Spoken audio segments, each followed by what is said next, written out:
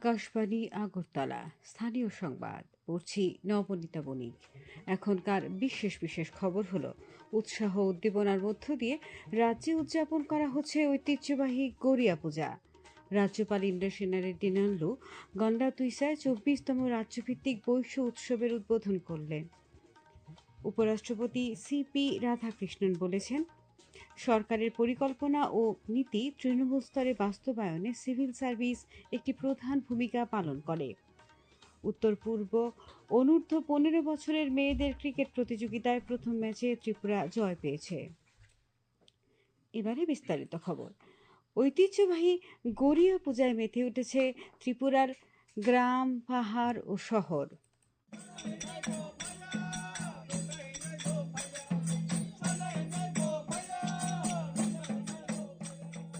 ত্রিপুরার বিশেষত রাজ্যের জনজাতি অংশের জনগণের অন্যতম প্রাচীন ও গুরুত্বপূর্ণ উৎসবগুলির একটি হল গড়িয়া পূজা। এই পূজায় বাঁশের খুঁটিকে দেবতা হিসেবে পুজো করে নতুন ফসল, সুস্বাস্থ্য ও পারিবারিক সমৃদ্ধির জন্য প্রার্থনা করা হয়। আগরতলার বিভিন্ন স্থানে আজ চিরাচরিত প্রথা অনুযায়ী এই পূজার আয়োজন করা হয়েছে। উৎসবে জাতি জনজাতি উভয় অংশের জনগণ সামিল হয়েছেন। ত্রিপুরা জমাতিয়া হদা সম্প্রদায়ের অন্যতম প্রধান উৎসব বাবা গড়িয়া পূজা সাধারণত চৈত্র সংক্রান্তি থেকে শুরু হয়।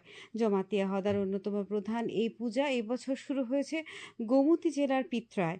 আজ শেষ হচ্ছে তেলিয়ামুড়া গর্জনতলির ওয়াকসিমনলুঙ্গে গ্রামে বাবা গড়িয়া বিয়াকরাই দেবতার পরিক্রমার মধ্য দিয়ে। এই পূজা উপলক্ষে গ্রামবাসীরা নানা রকম খাবার দাবার তৈরি করেন ও ভোজনে মিলিত হন। এই পূজা সামাজিক রীতি পরম্পরাকে সমৃদ্ধ করে আসছে যুগ যুগ ধরে। গড়িয়া পূজা উপলক্ষে আজ ত্রিপুরায় ছিল সরকারি ছুটি। আগরতলায় অভয়নগর, বনমালীপুর সহ বিভিন্ন স্থানে উৎসাহ উদ্দীপনার মধ্য দিয়ে গড়িয়া পূজা উদযাপন করা হয়। কৃষ্ণনগর এলাকায় গড়িয়া পূজার আয়োজকদের একজন এই পূজার তাৎপর্য ব্যাখ্যা করেন। সবাই জাতি ধর্ম বিশেষ নির্বিশেষে আগামী বছর যাতে আমরা সুখ সমৃদ্ধি এবং আরো যাতে আমরা অগ্রগতির দিকে নিয়ে যেতে পারি, বাবা গড়িয়ার নিকট আমরা প্রার্থনা করি। গোমতী জেলার কিল্লার পিত্রাকামী এলাকায় রাজন্য আমল থেকে চলে আসা 436তম বছরের পুরাতন গড়িয়া পূজা পয়লা চৈত্র থেকে শিব ও ত্রিপুরা সুন্দরী দেবীর পূজা, এর পর 3 দিন গঙ্গা পূজা ও চৈত্র সংক্রান্তির দিন হয় মহা গড়িয়া পূজা। এরপর 7 দিন বাবা গড়িয়া দেবতাকে নিয়ে 1106টি বাড়ি পরিক্রমা করে আজ সকাল 7টায় শেষ হয়। এরপর আজ সকাল থেকে শুরু হয় বাবা গড়িয়ার সমাপ্তি পূজা, যা সেনা পূজা নামে পরিচিত।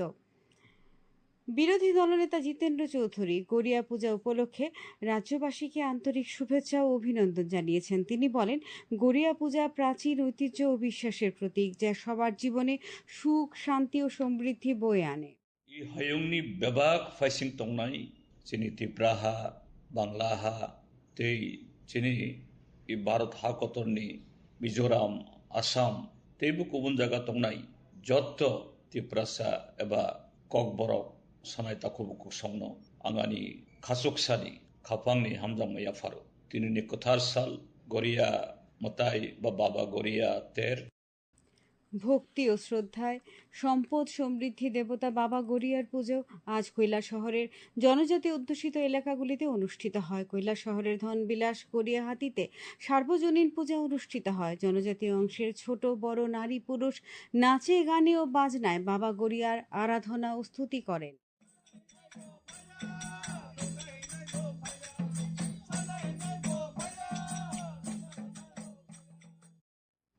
রাজ্যপাল ইন্দ্রসেনা রেড্ডি নানলু আজ সন্ধ্যায় ধলাই জেলার গন্ডাছড়া দ্বাদশ শ্রেণী বিদ্যালয় মাঠে 24তম রাজ্যভিত্তিক বৈশ্য উৎসবের উদ্বোধন করেন। উপস্থিত ছিলেন বিধানসভার অধ্যক্ষ রামপদ জমাতিয়া, সমাজপতি সংগঠনের পক্ষে বীরেন্দ্র ত্রিপুরা, উৎসব কমিটির যুগ্ম আহ্বায়ক রামজয় ত্রিপুরা।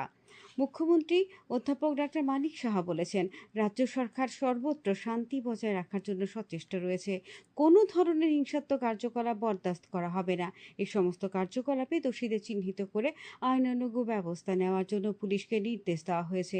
এডিসি নির্বাচনের পর এডিসি এলাকায় কিছু অনভিপ্রেত ঘটনার পরিপ্রেক্ষিতে মুখ্যমন্ত্রী আজ খোয়াই জেলা সফরকালে সাংবাদিকদের একথা জানান। তিনি জানান, এডিসি এলাকায় সাম্প্রতিক হিংসাত্মক ঘটনায় ক্ষতিগ্রস্ত 258টি পরিবারের জন্য প্রথম পর্যায়ে 64,50,000 টাকা আর্থিক সহায়তা প্রদানের সিদ্ধান্ত নেওয়া হয়েছে।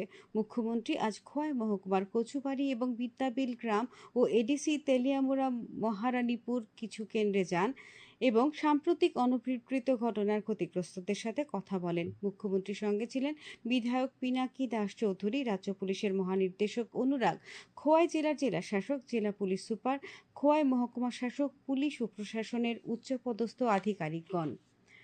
মোহনপুরের পশ্চিম তারাপুরের ফকিরামুড়ায় আজ চিন্ময় মিশন স্কুলের মা সৌন্দর্য চিন্ময়ী মন্দিরের উদ্বোধন করা হয়। অনুষ্ঠানে বক্তব্য রাখেন রাজ্যপাল ইন্দ্রসেনা রেড্ডি নাল্লু, মহারাষ্ট্রের রাজ্যপাল জিষ্ণু দেববর্মা, মুখ্যমন্ত্রী অধ্যাপক ডাক্তার মানিক সাহা ও আরএসএস এর প্রধান মোহন ভাগবত। অনুষ্ঠানে উপস্থিত ছিলেন কৃষিমন্ত্রী রতনলাল নাথ, প্রাক্তন মন্ত্রী বিভু কুমারী দেবী, তিপ্রামথা দলের প্রতিষ্ঠাতা প্রদ্যোৎ কিশোর দেববর্মা, আগরতলা পৌর নিগমের মেয়র দীপক মজুমদার প্রমুখ। এই খবর শুনছেন আকাশবাণীর আগরতলা কেন্দ্র থেকে। উপরাষ্ট্রপতি সিপি রাধাকৃষ্ণন বলেছেন, সরকারের পরিকল্পনা ও নীতি তৃণমূল স্তরে বাস্তবায়নে সিভিল সার্ভিস একটি প্রধান ভূমিকা পালন করে।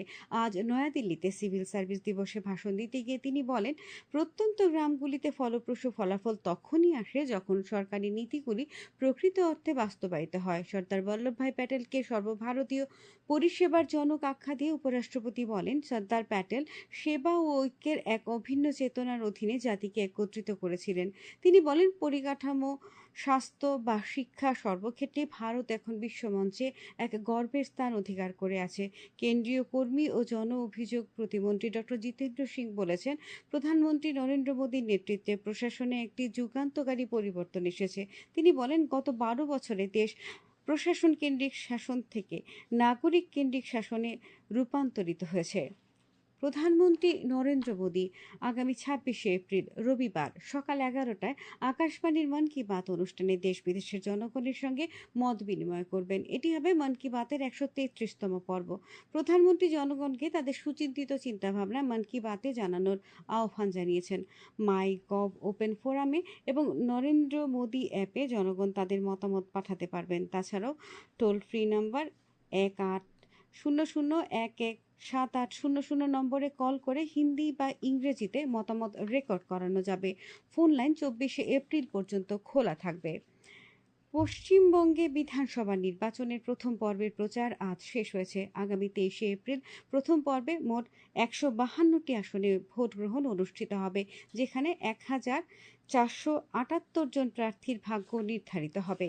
সরকার জানিয়েছে, সারা দেশে গার্হস্থ্য এলপিজি সরবরাহ স্বাভাবিক রয়েছে। আজ নয়াদিল্লিতে পশ্চিম এশিয়ার সাম্প্রতিক ঘটনাবলীর পরিপ্রেক্ষিতে আন্তঃমন্ত্রণালয় ব্রিফিংয়ে পেট্রোলিয়াম ও প্রাকৃতিক গ্যাস মন্ত্রণালয়ের যুগ্ম সচিব সুজাতা শর্মা এই খবর জানান। খেলার খবর, উত্তর পূর্ব অনূর্ধ্ব 15 বছরের মেয়েদের ক্রিকেট প্রতিযোগিতায় প্রথম ম্যাচে ত্রিপুরা জয় পেয়েছে। আজ গুয়াহাটির জর্জ মাঠে অনুষ্ঠিত খেলায় রাজ্যদল 10 উইকেটে মিজোরামকে হারিয়ে দেয়। ত্রিপুরা ক্রিকেট অ্যাসোসিয়েশন পরিচালিত সমীরণ চক্রবর্তী স্মৃতি ঘরোয়া টি20 ক্রিকেট প্রতিযোগিতার আজ গ্রুপের শেষ 4টি খেলা হয়।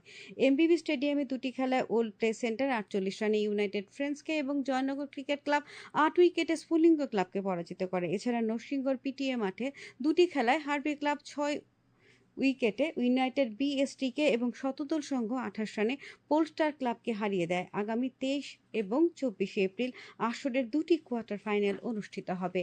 আবহাওয়ার খবর, আগামী 24 ঘন্টায় সবকটি জেলায় বজ্র বিদ্যুৎ এবং 30 থেকে 40 কিলোমিটার বেগে ঝড়ো হাওয়া সহ বৃষ্টির সতর্কতা জারি করেছে আবহাওয়া দপ্তর। আজ দিনের সর্বোচ্চ তাপমাত্রা ছিল 35.8 ডিগ্রি সেলসিয়াস এবং সর্বনিম্ন 26.8 ডিগ্রি সেলসিয়াস। আগামীকাল দিনের সর্বোচ্চ তাপমাত্রা 35 ডিগ্রি সেলসিয়াস এবং সর্বনিম্ন 26 ডিগ্রি সেলসিয়াসের কাছাকাছি থাকতে পারে। শেষ করার আগে বিশেষ খবরগুলি আরেকবার। উৎসাহ ও উদ্দীপনার মধ্য দিয়ে রাজ্যে উদযাপন করা হচ্ছে ঐতিহ্যবাহী গড়িয়া পূজা। রাজ্যপাল ইন্দ্রসেনা রেড্ডি নাল্লু গন্ডা তুইসায় ২৪তম রাজ্যভিত্তিক বৈশ্য উৎসবের উদ্বোধন করেন। উপরাষ্ট্রপতি সিপি রাধাকৃষ্ণন বলেছেন, সরকারের পরিকল্পনা ও নীতি তৃণমূল স্তরে বাস্তবায়নে সিভিল সার্ভিস একটি প্রধান ভূমিকা পালন করে। উত্তর পূর্ব অনূর্ধ্ব ১৫ বছরের মেয়েদের ক্রিকেট প্রতিযোগিতার প্রথম ম্যাচে ত্রিপুরা জয় পেয়েছে। স্থানীয় সংবাদ আজকের মতো এখানেই শেষ হলো। পরবর্তী বাংলা স্থানীয় সংবাদ প্রচারিত হবে আগামীকাল সকাল ৭টা বেজে ৩৫ মিনিটে।